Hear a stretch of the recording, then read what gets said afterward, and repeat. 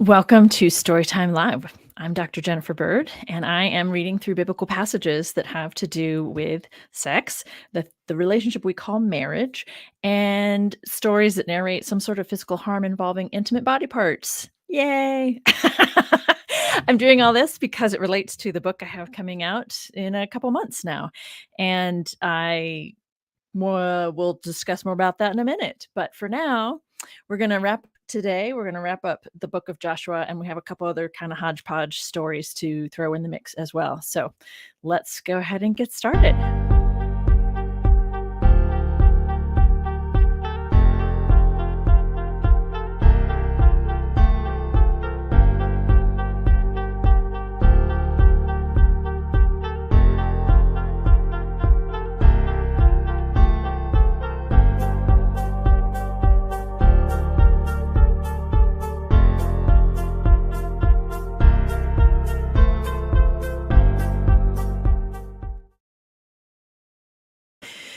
Okay.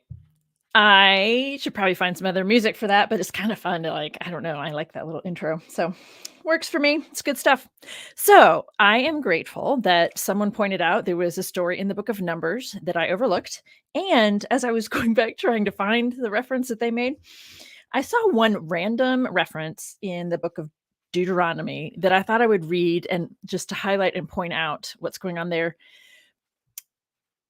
The thing I'm gonna point out here is something that comes up all the time in the prophets, and so it isn't essential that we talk about it, but I'm gonna go ahead and reference it and point it out just for the sake of having it pointed out for this context, okay? So, the quick reference is in Deuteronomy chapter 31, and it is very brief, but so let me just start in verse 16 of Deuteronomy 31. The Lord said to Moses, "Soon you will lie down with your ancestors. Then this people will begin to prostitute themselves to the foreign gods in their midst, the gods of the land into which they are going. They will forsake me, breaking my covenant that I have made with them. My anger will be kindled against them in that day. I will forsake them and hide my face from them. They will become easy prey, and many terrible troubles will come upon them. In that day, they will say, 'Have not these troubles come upon us because our God is not in our midst?' On that day, I will surely hide my face on account of all the evil they have done by turning to other gods. Now, therefore, write this song," and blah, blah, blah, blah, blah. Okay, so I read right past it, but I want to step back up to it again. In verse 16, this people will begin to prostitute themselves to the foreign gods in their midst.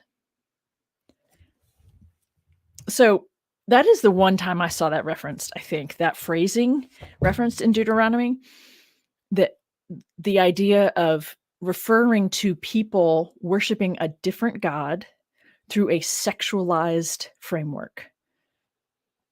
So it is like just common fare when we get to the prophets. It's a little bit overwhelming, to be honest. So saddle up because we're headed there soon. But I simply wanted to point it out. Okay, so we have all these metaphors going on in the Hebrew Bible. We have the land being referred to in a feminized way, and it is something that men want to capture, right, and conquer and call their own. We have we have and that's being talked about in a sexualized way. We have women are being sexualized and being referred to as property. So we have that overlay of women, property, land thing going on. And then we have this other issue of referring to people, the act of worshiping the wrong, I put in air quotes, the wrong God is sexualized, but in a specific way. It's not just that they're sleeping around, okay? It's not just that they are cheating on God. It's not just that they are choosing, right? It isn't just that, it is prostitute. So it is, they are selling themselves to this other God. And the element of judgment that comes into this reference is then key to this working, right? So it's predominantly females who are prostitutes. The people are being effeminized as the female who sells herself to another god who is male. We have a judgment on the choice to support oneself this way, right? That is a part of this. And the thing is, folks, I'm highlighting and talking about it now. I'm going to talk about it some more when we get to it in the prophets. And I'm going to have to talk about the book of Revelation and the parts of the book of Revelation that relate to this theme. And it happens there as well. So what's happening in terms of within a patriarchal framework, you have men in power denigrating another group of people. And they're doing it by effeminizing them and by referring to them in a way that is meant to be insulting a prostitute. And they are, right, so they're giving all this language to this framework, and it is specifically connected to worshiping the wrong God. So it's a really, in my opinion, it's just a bizarre label to refer to worshiping other gods as prostituting yourselves with them, or you know what I'm saying? Like, that's a really interesting word choice. So what I think is important for people who are watching this, you know, if you're watching this, is to know what that tells us about them, right? To know what that tells us about the context, the men who are writing these stories, and then also, therefore, you know, why that metaphor worked. Okay. So when we get to the book of Hosea, there's a lot of biblical scholars have tried to engage the problematic nature of the sexualization of Israel, specifically in the book of Hosea and Ezekiel. But what's really, what I think people, and I think that's important, and the thing is, not enough people have pointed that out, so it isn't even common knowledge to talk about it. It's not even typical to be like, yeah, that's a problem. No. So within biblical studies, and therefore within pastoral settings or congregational settings, it's actually that first step of acknowledging that's what's going on is still needing to happen. But that's where I spend my time and energy. But it is also worth noting, I think, that what Ehud Ben Zvi pointed out, which is, you know, the whole framework, you know, only works because of, you know, the prophets, or in this case, the writer of Deuteronomy knows that it will work to effeminize a group of men, to refer to them as a female in some way, and then to, you know, judge them through the use of their the sexual components of their body, right? It's you know, the objectification of women, and in particular, the need for men to control women's bodies, and even in the role of women using their bodies for procreative sake or for just sexual pleasure. Needing to control that is what's happening in these biblical texts. So I'd like to highlight that for you, because it is still a thing that some men feel the need to do to women today, is to control their bodies, control what women can do with their bodies, in particular in relation to the vagina and the uterus. Just saying. That's why I now have this sticker on my water bottle. Yeah, that's right. I got mine from Rebel Girl Rampage, Rebel Girl Rampage, but you can find them. Lots of places, I'm sure. So anyway, so that's the story in Deuteronomy chapter 31. Just a quick reference to this idea of worshiping other gods as being referred to as prostituting themselves. Just not okay with that, personally. Okay, so let's move on to the next story that I overlooked, and that is in Numbers chapter 31. And yeah, I know, right? Isn't that fun? I actually also now have a bumper sticker on my car that's a little bit bigger than that, because I happen to live, people in another country aren't necessarily going to appreciate this or understand this, but I live in a part of the country where that Texas symbol of "Don't tread on me" with a rattlesnake coiled up is very common on license plates, car license plates in my town. I'd probably say 1 out of every 10 cars that I will see on a given day, and there's 1 or 2 on the street I live on, will have the license plate frame will be the base of the license plate will have that coiled up rattlesnake, don't tread on me at the bottom. You know, and I live in a very conservative area. I'm like, nobody's treading on you, honey. So whenever when I first moved back to this area and I was just being assaulted by it all the time, I'm just like, oh my God, it's so frustrating and irritating because nobody's treading on you. You're actually offending me that you're preemptively telling me not to tread on you. Um, so recently I saw this particular thing as a bumper sticker or a decal. Actually, I saw it as a decal at the Planned Parenthood where I like to volunteer. I was like, oh, that's what I'll do. I'll just get one of those, put that on my car. And so I do. I have it in my car, have it in my water bottle, and so I get to offend people all the time. You know, like this is actually a legitimate concern, right? Oh well, yeah. Okay. All right. So,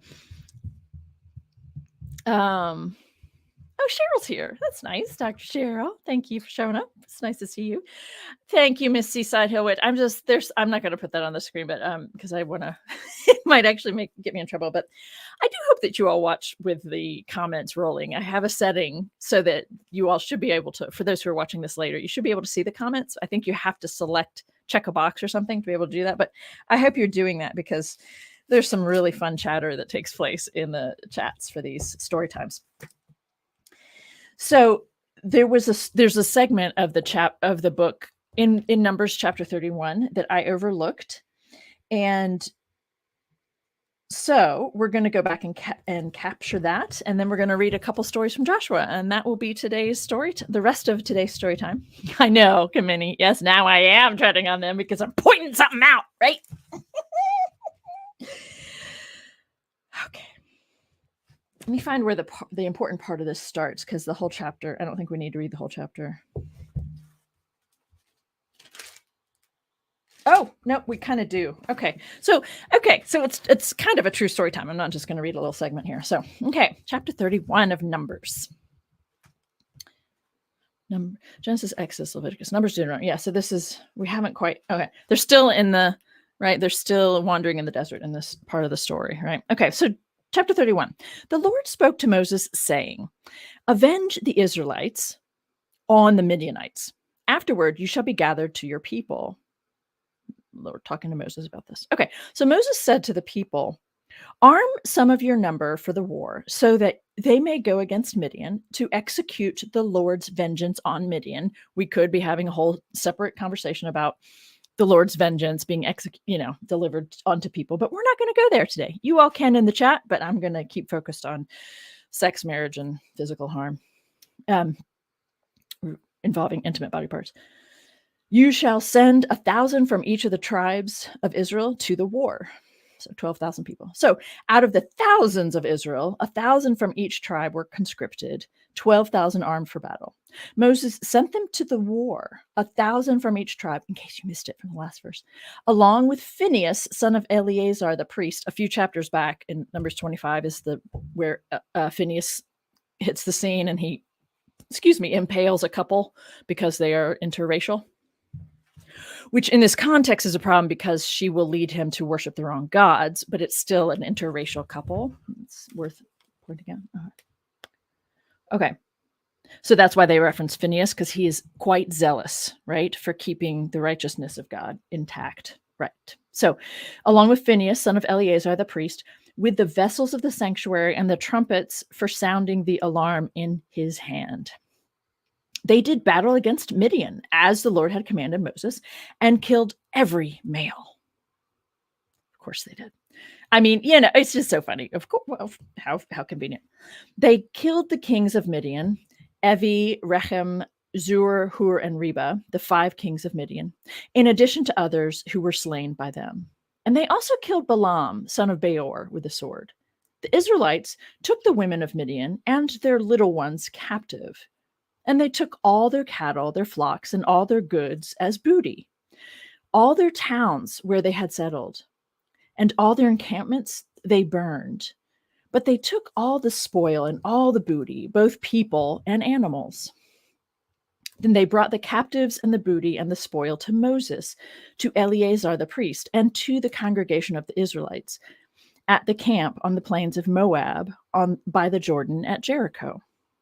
Moses, Eleazar the priest, and all the leaders of the congregation went to meet them outside the camp.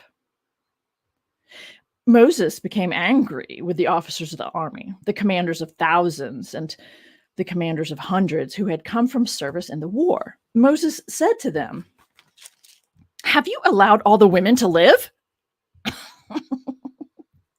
These women here,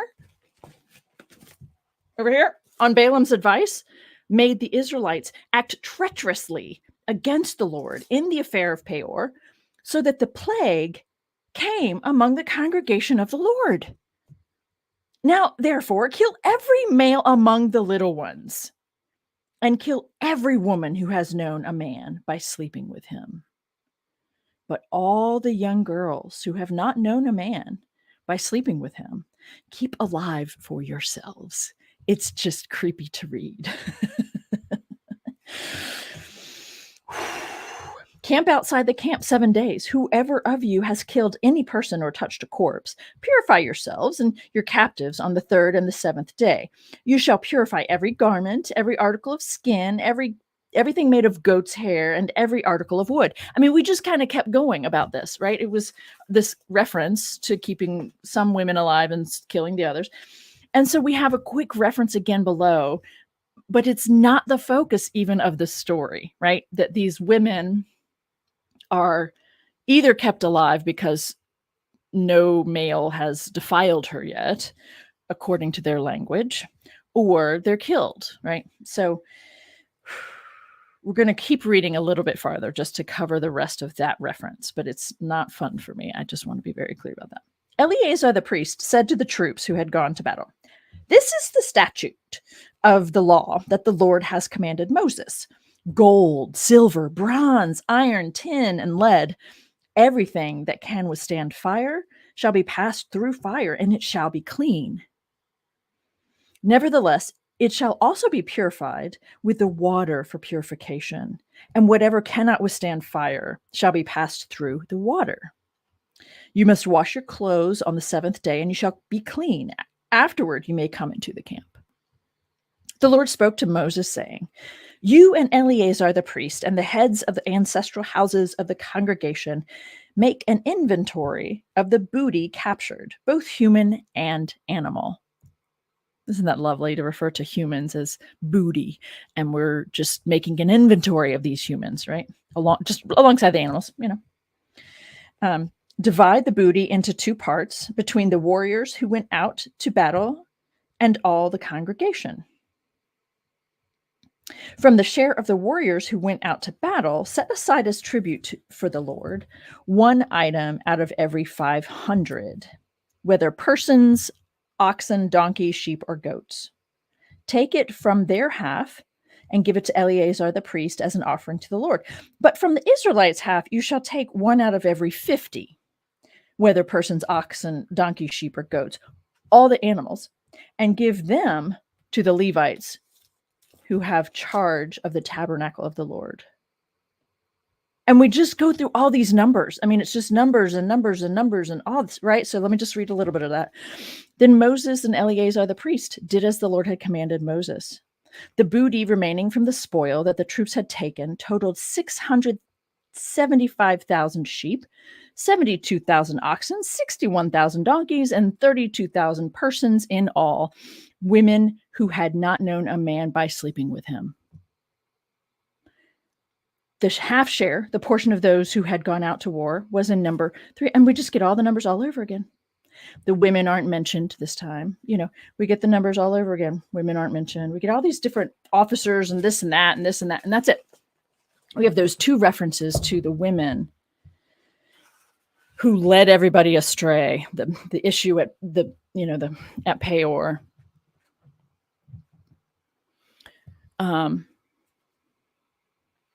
So we have, I mean, what more is there to say about this, right? We have humans are being taken as booty. Humans are property, right? When they're captured in war, we're taking them as if we can claim them as property. Just, humans in general, and then of course women. And there's just so many different issues intertwined here in terms of the issues of purity, the issues of this idea of women being more valuable because they have not been touched, they have not been penetrated. When I was creating a video series, Marriage in the Bible, a discussion among friends, I got to the point where I wanted to talk about this idea of virginity and the purity related to this completely ridiculous construct of virginity. It's a completely human-made, non-real category, right? Of humans, but people believe it, and so we talk about it. We talk about humans through this lens of virginity, which is really just a lack of an experience. That's all it is, and there's nothing bodily that's it's just ridiculous. Anyway, so when I was trying to create a visual for what's going on here when people call someone a virgin, what we're really talking about is it's a thing untouched. And all of a sudden this the Fiji water commercials popped into my mind. Does anyone know what I'm talking about? You could go Google it while you're watching this or whatever. Untouched by man. And the commercials have these, the Fiji water bottle is kind of rolling across the screen, and there's industrial sites, and then when the bottle washes over, it's just pure forest and beautiful green lush, and then it's like everything about the Fiji water is pure, hasn't been touched by man, and they literally use that language. Or I think about I know people who like to do a lot of skiing, or that talk about skiing down slopes either first thing in the morning or parts of the mountain that other people aren't going to go down, and so you're the first to make the tracks, right? It's pure, hasn't been touched by skis yet. Does any of that help you think about virginity differently? Like this idea of a woman is safer, she is when she hasn't been touched. And again, what all of this actually is getting at is the man, right? Men and men's bodies are actually the things that are making something defiled, right?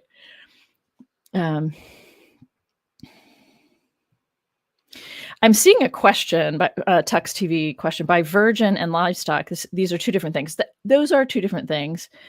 I'm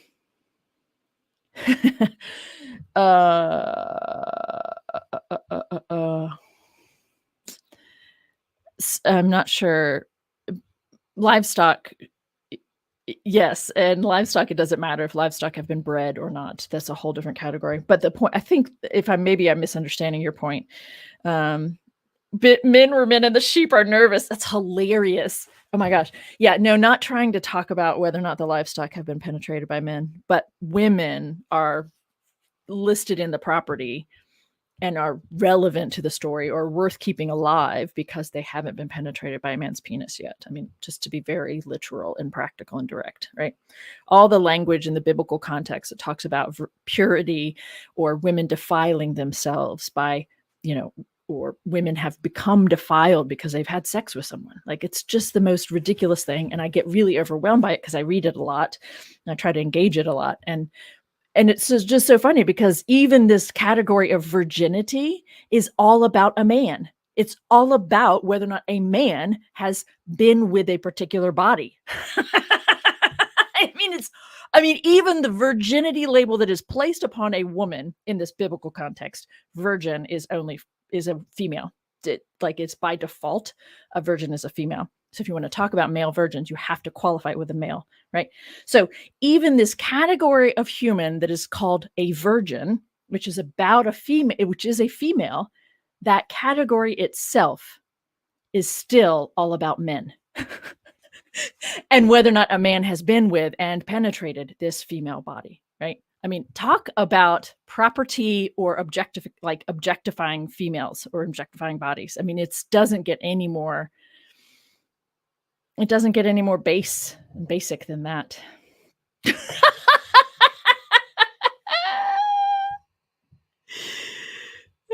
That's funny. That's just funny. Thank you for that. Thank you for that laugh.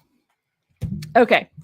Not going to deny that. I don't know. Just whatever. Okay. So there's Numbers 31. I'm not sure I did it justice. I know that there was someone, and I think the person is here. I'm not sure I did justice because I know that this was really frustrating for someone. And so I hope reading it, at least bringing it to light, right? Moses talking about these things, right? The leader of Israel. It's a little bit unsettling, right? Okay, so we're going to read a couple passages in the book of Joshua, and I do mean just a couple. There's not a whole lot to talk about today. I think it is Joshua chapter 15. It's the first one. And it's just, again, it's not the whole thing. It's just a little bit here and there, and there's a little bit in chapter 17, and I think that's it in Joshua. You know, the book of Joshua is really about, it's not about talking about families and all that stuff. It's talking about taking the land and claiming it for themselves and allocating the land to the different tribes. And that's what the book of Joshua is about. So it's not a big surprise.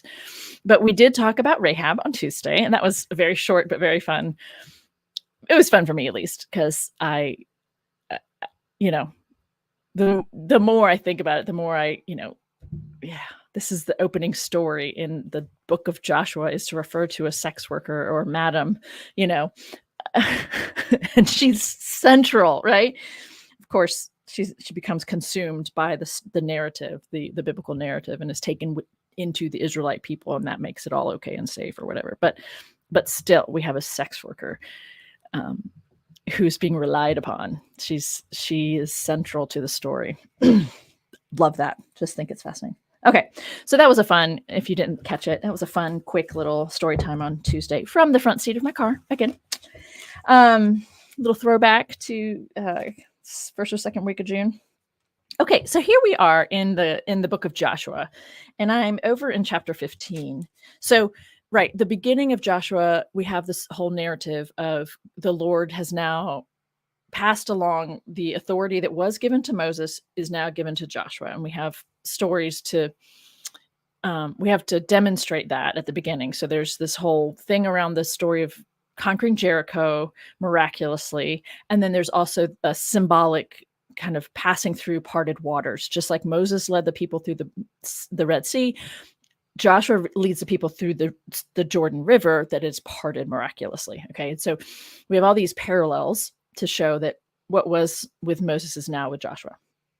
And then they go in and they just slaughter the whole land. They just slaughter town after town after town after town of people, killing everybody, leaving no one alive, yada, yada. And there's a whole list of that in chapters 10 and 11, if you're interested in that. And then the rest of the book is about, right, it's about settling the tribes into the various parts of the land. That's what it's about. So chapter 15, starting in verse 13. According to the commandments of the Lord to Joshua, he gave to Caleb, son of Jephunneh, sorry about my awkwardness here, son of Jephunneh, a portion among the people of Judah, Kiriath Arba, that is Hebron. Arba was the father of Anak. And Caleb drove out from there the three sons of Anak, Sheshai, Ahiman, and Talmai, the descendants of Anak. Let me just make sure I understand what's happening here. A portion among the people of Judah. And so a portion, this section, Hebron, okay. Okay. Okay. So the people that lived there that they drove out are the sons of Anak. Okay. From there, he went up against the inhabitants of Debir. Now, the name of Debir formerly was Kiriath Sepher, which is a reference to a writing. And Caleb said, whoever attacks Kiriath Sepher and takes it, to him I will give my daughter Aksa as woman. My English says wife. Doing that little thing, trying to be consistent with that. Raise my hand when the English translation doesn't reflect what the Hebrew, in this case, or the Greek in the Newer Testament actually say. So whoever can do this, I will give my daughter Aksa. Othniel, son of Kenaz, the brother of Caleb, took it. I don't know. Sometimes I want to stop and track so that we can make sure we're tracking with the relations, and sometimes it doesn't really matter. But right now, I feel like tracking with it. Othniel, so Kenaz, so Caleb has made this proclamation. If anyone can can take over this, I'll give him my daughter. Okay, Caleb, his daughter, and the person who steps up is Caleb's brother's son. So Caleb's nephew, right, is the one who steps up. Othniel, Caleb's nephew, took it. So Caleb gives his daughter to his own nephew. I just want to be clear about this, right? This is not this isn't inappropriate. And we see this pretty much, quite frankly, we see this all the time. They're trying to keep it in the family, but it's interesting because they're trying to keep it within the immediate family or the one or two relation, steps removed, and not like another tribe over there. It's very fascinating to me how often that happens. But anyway, okay. So Caleb said this. Othniel, his own nephew, took it, and he gave him his daughter Aksa as wife, and my English's wife as a woman. So Caleb gives his nephew his own daughter. So two cousins, right? These are cousins. Just working it out, just trying to work it out so everybody tracks what's happening here. When she came to him, and I don't know if that means to her father or to the man she now belongs to, her cousin, Othniel, I'm not sure, and it's not easy to tell from the Hebrew either. When she came to him, oh no, it is. I'm sorry, I was thinking of a different passage. When she came to him, she urged him to ask her father for a field. So when she came to the man she now belonged to. As she dismounted from her donkey, Caleb said to her, "What do you wish?" She said to him, "Give me a present. Since you have set me in the land of the Negev, give me springs of water as well." So Caleb gave her the upper springs and the lower springs, and that's it. I find this really interesting because it's almost as if this is a super deeply removed myth about water rights or about I don't know, like some sort of, you can only establish people where you can find water, right? So there was something as I was reading through this preparing, I was like, oh, that's a really interesting random little eruption in the narrative. This is the one time something like that is said. Since you've placed me here, give me the water as well. So we're going to give you the springs that are available on both sides, I guess. I don't know. Nothing significant here except for the fact that we do have a marriage that's happening between cousins. Again, I'm not interested in judging. I do think it's worth noting though what's going on here. Okay. I am interested in judging. That's not entirely true. I am, because I don't like things that are harmful to people. So I guess that's a form of judgment for me if I'm calling out something harmful. But I know sometimes cousins fall in love. I'm not trying to endorse ancestral relations, but there's a thing that happens. Oops, sorry. Anyway, I just think life is so much more complicated, and we should just, let people be for the most part. But anyway, okay. I think I'm tired. That comment I just made needs to be qualified. Don't need to just let people be, because sometimes people are doing awful things. I think I'm trying to say, what am I trying to say with this? No, I don't have a cousin I'm in love with that I'm trying to justify. No, that's not what this is. It happens, I guess. That's what I'm trying to say. But women are, it's a great example, right? Of the thing, I think part of why it bugs me so much, why it disturbs me, is marriages were made to make, relations between peoples or between nations, right? A daughter is given to the prince of the other nation that you want to be in a relationship with, some sort of bond. And so that's why you do that, right? You give, it's a political bond. But this kind of misses that. There's no point to it, I guess, is part of what I'm trying to get at here. There's no point to marrying cousins. You know what I mean? Like, what are you gaining? What kind of power dynamic are you gaining that way? Nothing really, right? Okay. On to chapter 17. It's so funny. I do sometimes look up at how many people are here, and I do wonder. I sometimes watch the numbers of people who are here live, and I'm like, oh, is it because I'm just rambling and people are just like, I'm done, or is it because they can only be here for a few minutes? I don't know. And I just then tell myself not to think about it and not to worry about it, because you just don't know why people are choosing to hang out here. Okay, chapter 17. There's the first part of that also applies to this filter of looking at passages that address sex, the relationship we call marriage, and this issue of potential physical harm involving intimate body parts. So in this case, it is because the story that we read in the book of Numbers last week or the week before, I think it was just the beginning of last week, the story about the 5 daughters of Zelophehad, that we read that story, and it's a little bit longer than the version here in Joshua, but it's being repeated here in the story of Joshua. So this is one of those instances where I just think it's interesting. It's fun to know about, right? There's a story in these that chronologically there isn't an overlap chronologically, right? So the story of the Zelophehad and his 5 daughters, that happens, if we're going to trust the chronology, that happens back in the desert. And now we have over here, after we've conquered everything, we have the same story being repeated. So obviously, I mean, that can be, in a fun way, can be a way to say, okay, the Bible is not perfect and actually does some very interesting contradictions, or reworking the material to tell to a different end, perhaps, or something, or that story itself was just a helpful story in this context. It's out there in the ether. It's something that people know about, and it's a helpful thing to bring in here as well.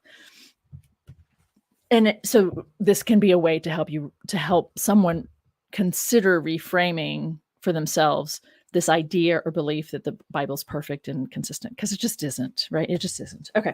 So chapter 17, let's just read this and then we'll move on. We're at the point where they've begun allotting the land, right? So allotment was made to the tribe of Manasseh, for he was the firstborn of Joseph. To Machir, the firstborn of Manasseh, the father of Gilead, were allotted Gilead and Bashan, because he was a warrior. And allotments were made to the rest of the tribe of Manasseh by their families, which implies women and children, but we're not naming any of them, right? Abiezer, Helek, Asriel, Shechem, Hefer, and Shemida.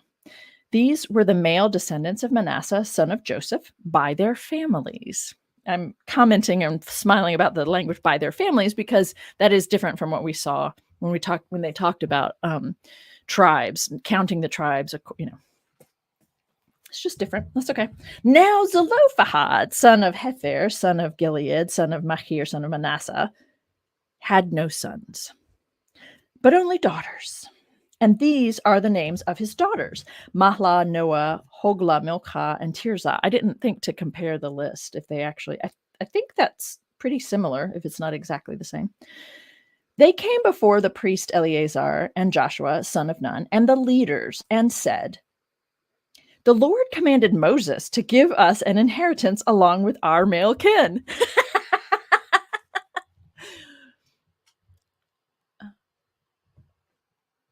Well, that is what came out of that announcement back in Numbers, right? That's what they were supposed to have happen. So according to the commandment of the Lord, he gave them an inheritance among the kinsmen of their father. Thus there fell to Manasseh 10 portions, besides the land of Gilead and Bashan, which is on the other side of the Jordan, because the daughters of Manasseh received an inheritance along with his sons. The land of Gilead was allotted to the rest of the Manassites. And that's it. This reference to them in Numbers, and then they have to step up and talk. Yeah. Okay. That's it. That's it in Joshua. We don't have any other. And the reason that the reference to Zelophehad's 5 daughters relates to this filter is because land is only being given out according to males and males and their families. And that is all about inheritance, right? And so since these women, well, I mean, there was interesting chatter, I have to say, in the chat when I talked about this last time, in terms of, you know, all these other men, they're only naming their sons, right? That doesn't mean that they didn't also have daughters. It's just they didn't need to name any of the daughters in all of the tribes. But this one guy only had daughters, poor guy. And so the issue of inheritance, and isn't he going to get an inheritance, but he doesn't have sons to pass it along to. So these daughters step up and they make a claim for themselves. And the judgment is that they should get, all these things play out. Why does that relate to sex and marriage? Because of the direct relationship to men and their families getting the land and the inheritance. So there is nothing else that I see in the book of Joshua that relates to this theme of sex and marriage, basically. So that's all we're going to do for today. We are going to read, and we will start with the book of Judges. We did read one story from the book of Judges already because I wanted to, maybe two. Do we talk about Jephthah's daughter and the Levites? I think we talked about the Levites' concubine and Jephthah's daughter. So, but there are a couple other stories that are also relevant in the book of Judges. So we're going to circle back to that starting on Tuesday. And I appreciate you being here. Thank you for okay, thank you for being here. Thanks for those of you who are able to be here live, wanted to be, and are able to be. And thanks to those of you who are watching this later. I appreciate it. And I appreciate all the ways that you all support me. That involves subscribing to my channel and telling a friend about it, and passing along, liking the various videos, chatting in the videos, commenting on them, telling a friend about your favorite one or two, potentially even becoming a patron at Patreon. I'm Biblical Bird, or purchasing the audio version of my second book. My second book is Permission Granted, Take the Bible into Your Own Hands, and the audio version, I did the reading for that. Or helping me promote my book that's coming out in the next month or two. The book that is coming out in the next month or two is called Marriage in the Bible, What Do the Texts Say? And there is a 30% discount code that I will be sharing once it is live to be able to be used. And that discount code is only available to be used through the website, the publisher's website. But you can pre-order or purchase later through Amazon, this book as well. So it's full price on Amazon. They're releasing it in hardback initially because they anticipate academic and public libraries actually will want it on their shelves. So I'm very pleased with that assumption, and that they're pitching it to the various platforms that way. And we've actually had some really interesting, we've had some initial interest from some big outlets, but I can't really, doesn't mean that they're going to follow through, but they, at least initial interest is kind of fun and exciting. So that's my book that's coming out soon. And that's the book that's inspired me to do this story time live, because I want to talk about all the different biblical passages that do relate to marriage in the Bible. What people think the Bible says about marriage is quite different. What most people think the Bible says is quite different than what it actually says. So that's what I'm trying to address with the book. That's why I'm doing this whole Storytime Live. And I am just happy that you all are here. I will see you next week when we launch into Judges. Thanks so much.